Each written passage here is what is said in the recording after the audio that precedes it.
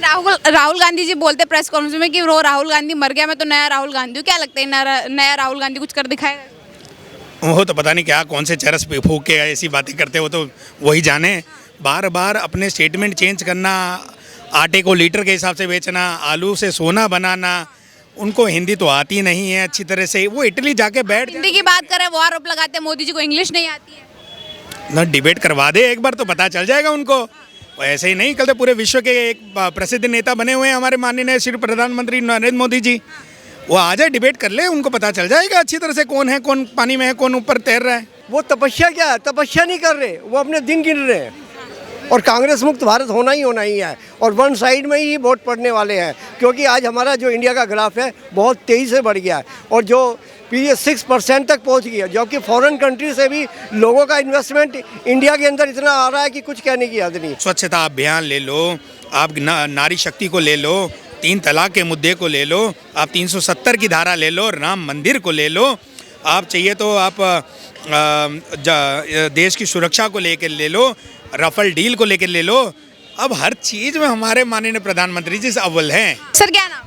मेरा नाम रोहित महाजन है। सर कैसे देखते हैं 2024 में कौन बन सकता है इस बार प्रधानमंत्री?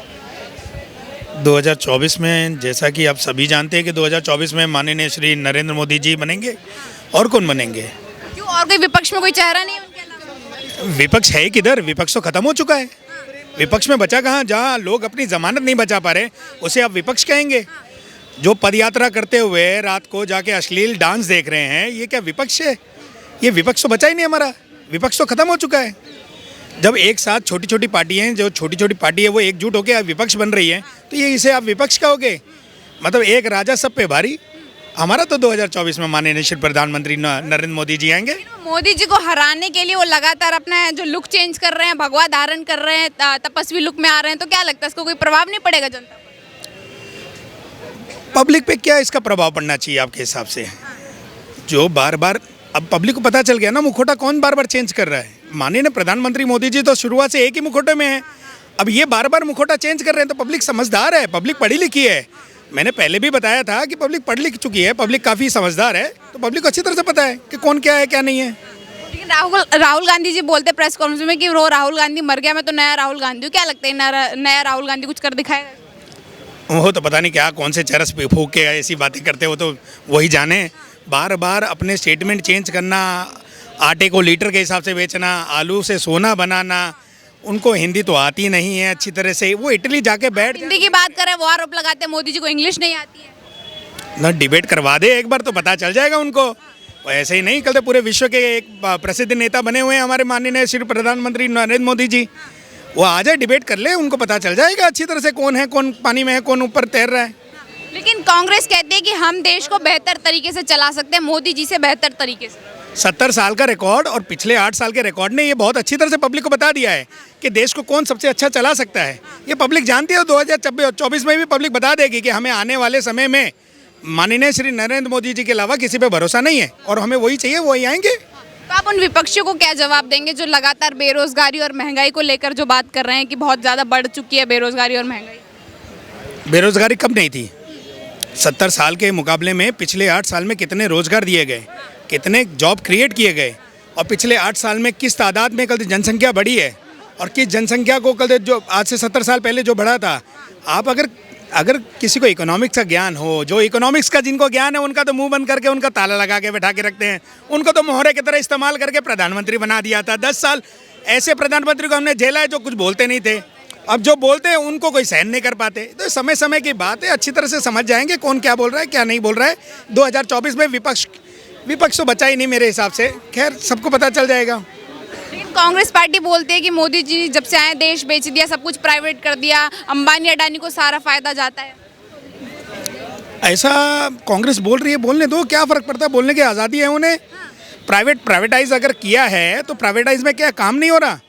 स्वच्छता का क्या काम नहीं हो रहा? हमारे देश में हम आज देख रहे हैं कि जिस हिसाब से काम हो रहा है, जिस हिसाब से जॉब क्रिएट हो रही हैं, उस हिसाब से हमारे देश में पहले कभी हुआ नहीं। जो चेंजेस आज हुआ है वो कभी नहीं हुआ। जो इंटरनेशनल फंडिंग हमारे देश में आई है इतने सालों में पिछले 70 साल में उतनी फंडिंग्स और उतने लोगों का क्रेज़ नहीं देखा हिंदुस्तान के प्रति जो आज देखा जा रहा है। वो क्रेज़ तो आज देखा जा रहा है। हिंदुस्तान में इन्वेस्ट करने का क्रेज़, हिंदुस्तान में घूमने का क्रेज़, हिंदुस्तान के लोगों से मिलने का क्रेज़, ये तो पिछले 8 सालों में देखा जा रहा है। पिछले पहले कब कहाँ देखा गया था? लेकिन विपक्ष आरोप लगा रहा है कि आर्मी जो है वो कमजोर हो गई है पूरी। मैंने आपको पहले ही कहा, विपक्ष तो बचा ही नहीं है। आरोप ऐसे लग रहे हैं ना बार बार, तो क्या उनको क्या जवाब देंगे जो आरोप लगा रहे हैं? उनके लिए तो कुछ जवाब होना चाहिए ना कि आर्मी बहुत पहले से कमजोर हो चुकी है। उनको ये पूछिए कि आपको अगर आंकड़ा नहीं पता है तो जो रक्षा मंत्रालय पे उनके 70 साल की फंडिंग में जो खर्चा हुआ और ये पिछले 8 साल में जो खर्चा हुआ उसकी तुलना करके पता लगा ले। RTI लगा के सब चीज़ मिल जाती है। उनको ये पूछिए कि RTI लगा के ये पता लगाए, पेपर पढ़ा करे, अखबार पढ़ा करे हैं, और उनके भी ब्यूरोक्रेट्स में पहचान है। वो ब्यूरोक्रेट्सी से मालूम कर ले आर्मी में कि आर्मी कितनी ग्रोथ पिछले 8 साल में करी है और 70 सालों में क्या ग्रोथ की गई थी, कितना आर्मी पे खर्चा किया गया, कितना रक्षा मंत्रालय ने खर्चा किया है। आज जो जिस हिसाब से खर्चा किया गया है, मुझे नहीं लगता कि किसी और सरकार ने इतना खर्चा किया था। लेकिन लोग विपक्ष में मोदी 2024 में मोदी जी के खिलाफ जो है इनका केजरीवाल जी का भी नाम लेते हैं। क्या केजरीवाल प्रधानमंत्री बनने के लायक है? वो तो मुख्यमंत्री बनने के लायक नहीं है। पता नहीं कि दिल्ली की जनता ने बना कैसे दिया। लेकिन मतलब MCD में भी जीत गए, उनकी सरकार बन गई। फ्री के चूना बांटोगे तो कहीं ना कहीं तो चूना लगेगा। आज फ्री का चूना खाओगे, कभी ना कभी तो कत्था का रंग दिखाई देगा। हाँ, तो दिखाई देगा जब मालूम पड़ेगा कि MCD में जो वाटर का रिसोर्सेज हैं, जो पानी आज पानी का बिल माफ़ किया जा रहा है, जो बिजली माफ़ की जा रही है, वो कितने घाटे में है। वो कहीं ना कहीं तो देश की जनता को ही देना है। कभी ना कभी तो देश की जनता ही भुगतेगी उसी पैसे को। आज आप फ्री में बांट दो, बैंक से लोन लेके आपको फ्री में बांट दो, बैंक का कर्जा कौन चुकाएगा? बैंक को कहीं ना कहीं तो चुकाना पड़ेगा ना। जब चुकाएंगे तब मालूम पड़ जाएगा। वो बोलते हैं हमने जनता का टैक्स का पैसा जनता को ही बांट रहे हैं, हमें इसमें दिक्कत क्या है विपक्ष को? जरा हिसाब किताब वो अगर अच्छी तरह से बता सके, IRS हैं, अगर हिसाब किताब बता सके तो एक हम जैसे नॉर्मल आदमी के सामने अगर डिबेट करके अगर हिसाब बता दें तो हम मान जाएंगे। वो हिसाब किताब तो देना चाहते नहीं। लोगों को कदे गुमराह करके राजनीति, जो गुमराह करने की राजनीति है हिंदुस्तान में सदैव चली आ रही है, वो थोड़ी बहुत अभी भी चल रही है, क्योंकि भोली भाली जनता है।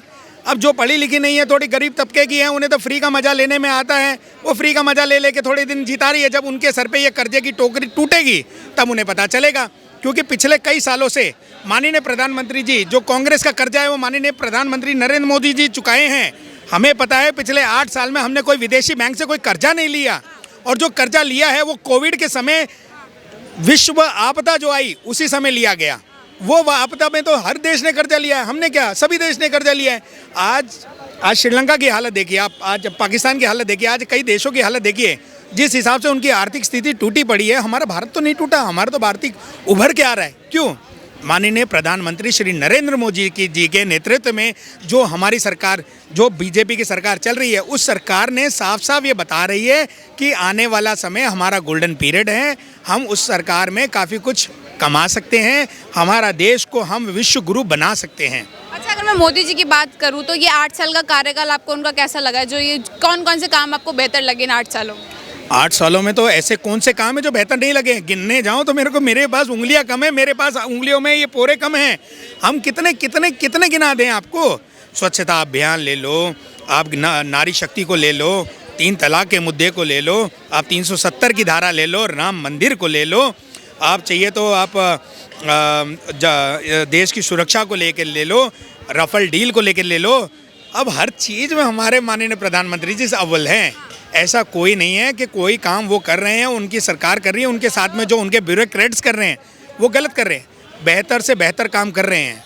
अच्छा, आपने इतनी सारी चीज़ें गिनाई, लेकिन उन पर आरोप लगाते हैं कि उन्होंने जो 8 साल राजनीति करी है केवल हिंदू मुस्लिम को लेकर करी थी, कुछ काम नहीं किया। क्या इस बात पे कितनी सच्चाई है कि क्या सचमुच में हिंदू मुस्लिम हुआ है? ये देश हमारा है। यहाँ आरोप तो भगवान श्री रामचंद्र जी पे भी लगे थे। तो आरोप तो लगते रहते हैं। राजनीतिक में आरोप लगना तो बहुत स्वाभाविक सी बात है कि आरोप लगते रहते हैं। ये तो लगते रहते, क्या दिक्कत है? लेकिन जिसको काम करना है वो काम करता है, जिसको छुट्टी नहीं लेनी है। हमारे माननीय प्रधानमंत्री जी ने पिछले इतने सालों में एक छुट्टी नहीं ली और लगातार काम कर रहे हैं। जब उनकी माताजी का देहांत हुआ, उन्होंने उनका दाह संस्कार करने के बाद भी देश को संबोधित किया। हमारे देश के प्रधानमंत्री श्री नरेंद्र मोदी जी इटली नहीं जाते छुट्टी मनाने के लिए दूसरों की तरह। वो दूसरे की तरह जाते हैं, जाने दीजिए। हमारे देश के प्रधानमंत्री जी तो नहीं जाते।